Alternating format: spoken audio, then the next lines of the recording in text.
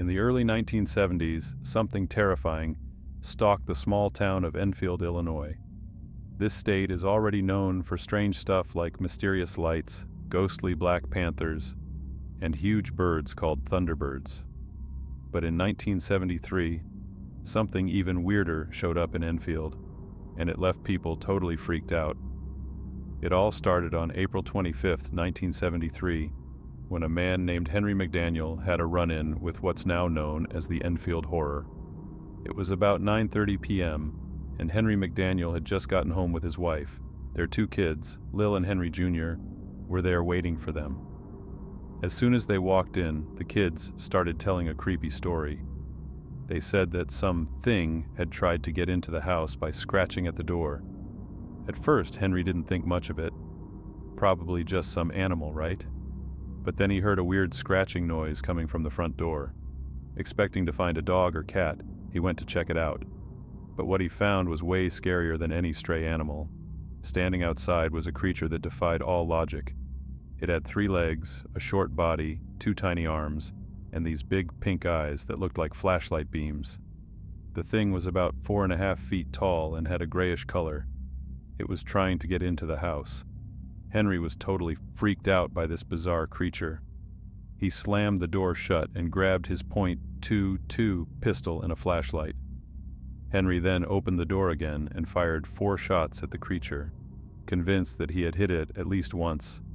But the creature only hissed at him, making a sound that some people later said was like a wildcat's snarl.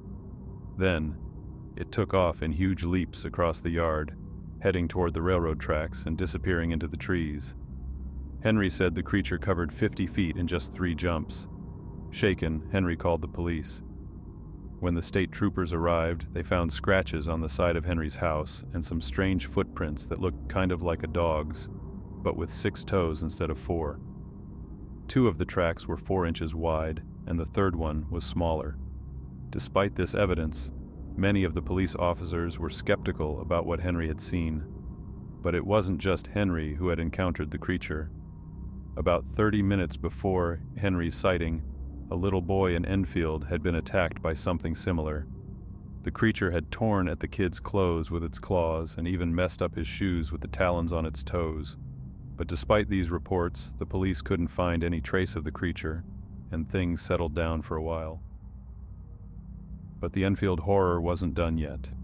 On May 6th, at around 3 a.m., Henry was woken up by the sounds of his neighbor's dogs barking like crazy. When he got up to see what was going on, he saw the creature again, hanging out near the train tracks. Henry watched it for a few minutes as it just kind of wandered around before bouncing away into the night. He didn't even try to shoot at it this time. Later, Henry said, "I saw something moving out on the railroad track, and there it stood. I didn't shoot at it or anything. It started on down the railroad track. It wasn't in a hurry or nothing." By this point, word of the Enfield Horror had spread, and people from all over started showing up in the small town, hoping to catch a glimpse of the creature. Some were genuinely curious, while others were just thrill seekers or hunters with guns. The influx of people got so bad that the local sheriff, Roy Poshard Jr., had to step in. He warned Henry to keep quiet about what he had seen, or he'd end up in jail. But Henry didn't back down. The crowds kept growing, and so did the tension among the townspeople. Some of the visitors were armed and ready to shoot anything that moved. The situation got so out of hand that Sheriff Poshard had to arrest 5 hunters who had fired their guns at what they claimed was a gray thing running through the woods. Among the hunters were 2 guys named Mike Mogul and Roger Tappy, who were from Elwood, Indiana. They swore they had seen a gray monkey darting through the underbrush. Despite the sheriff's threats, Henry remained convinced that something very strange was going on in Enfield. Just a few hours later, on the same day as Henry's second encounter, another sighting occurred. This time, it was Rick Rainbow, the director of a radio station in Kokomo, Indiana. Rick and 3 of his friends were out searching an area near an abandoned house close to Henry McDaniel's home when they saw something truly bizarre. They spotted a creature that was about 5.5 feet tall, gray, and hunched over, running through the woods. It moved unnaturally fast and quickly vanished from sight. But before it disappeared, Rick managed to capture the creature's eerie shriek on a tape recorder. The sighting caught the attention of Loren Coleman, a famous cryptozoologist, which is someone who studies animals that may or may not exist, like Bigfoot or the Loch Ness Monster. Loren traveled to Enfield to investigate. He interviewed the witnesses, checked out the damage to Henry's house, and even listened to the strange screeching sounds Rick had recorded. But despite all of this, the mystery remained unsolved. Loren later told the press, "I traveled to Enfield, interviewed the witnesses, looked at the siding of the house the Enfield monster had damaged, heard some strange, screeching, banshee-like sounds, and walked away bewildered." After these events, the sightings of the Enfield horror stopped as suddenly as they had begun. The creature has never been seen again, leaving the town of Enfield with more questions than answers. What exactly was the Enfield horror? Was it a freak of nature, a visitor from another world, or just a case of mass hysteria? To this day, no one knows for sure.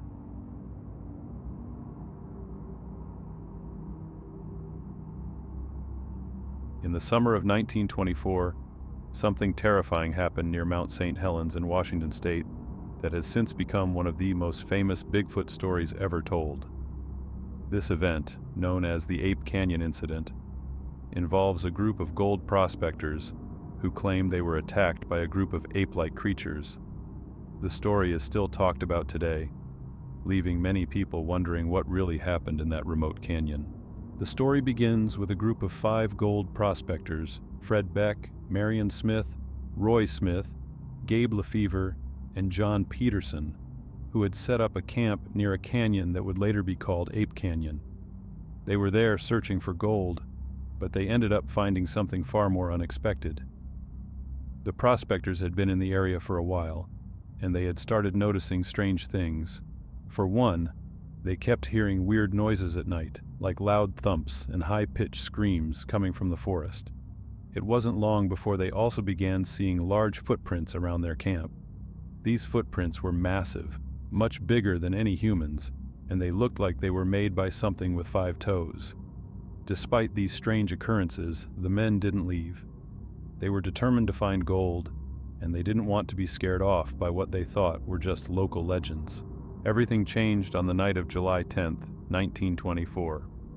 According to Fred Beck, one of the men who later told the story, they had a direct encounter with the creatures responsible for the noises and footprints. It all started when Beck and one of the other men, Marion Smith, spotted a large creature standing on the edge of the canyon as they were returning to their cabin from a day of prospecting. The creature was described as being around 7 feet tall, covered in long, dark hair, and walking on 2 legs like a human. Without thinking, Beck grabbed his rifle and fired at the creature, hitting it at least once. The creature let out a loud cry and disappeared into the forest. Beck and Smith hurried back to the cabin to tell the others what had happened. But before they could fully explain, they heard something approaching the cabin. That's when all hell broke loose. The men quickly realized that they were under attack. All around the cabin, they could hear heavy footsteps and see shadows moving in the darkness. Then, rocks started hitting the cabin, some of them big enough to shake the walls. The creatures were throwing them from the surrounding hillside. The men were terrified, but they weren't going down without a fight. They grabbed their guns and started firing out into the night, aiming at the shadows and the sounds of movement. The attack went on for hours. The creatures tried to break into the cabin, pounding on the walls and the door. At one point, one of the creatures even reached through a gap in the cabin's log walls, trying to grab one of the men. They managed to fend it off, but the attack didn't let up. It wasn't until the first light of dawn that the creatures finally retreated back into the forest. As soon as the sun came up, the prospectors wasted no time.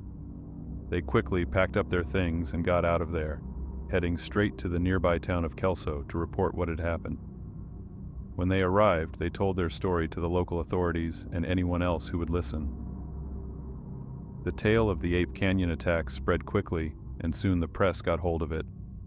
Newspapers across the country picked up the story, sensationalizing the events and turning the prospectors into local celebrities. But not everyone believed their story. Some people thought the men had made the whole thing up, maybe to cover up some kind of accident or even just to get attention. Others thought they might have been attacked by something less supernatural, like a group of pranksters or even a bear. But the prospectors stuck to their story, insisting that they had been attacked by ape-like creatures, not people or animals. Over the years, many theories have been proposed to explain what happened at Ape Canyon.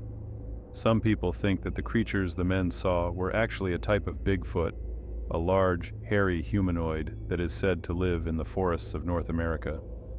Bigfoot sightings have been reported all over the country, but the Ape Canyon incident is one of the earliest and most famous stories. Others think the men might have been mistaken. Maybe the creatures were just bears standing on their hind legs, or maybe the men were so scared by the strange noises and footprints that their minds played tricks on them.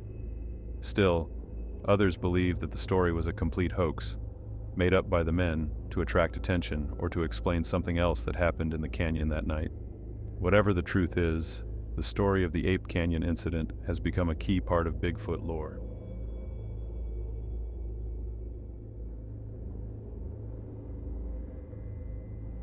In the remote Alaskan village of Portlock, something terrifying stalked the dense forests and rugged mountains during the 1940s.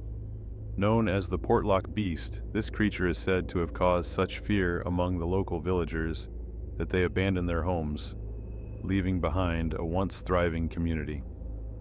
The story of the Portlock Beast is one of the most eerie and unsettling tales in Alaskan folklore, blending elements of the unknown with the harsh realities of life in the wilderness. Portlock, or Port Chatham as it was also known, was a small, isolated village located on the southern tip of the Kenai Peninsula in Alaska.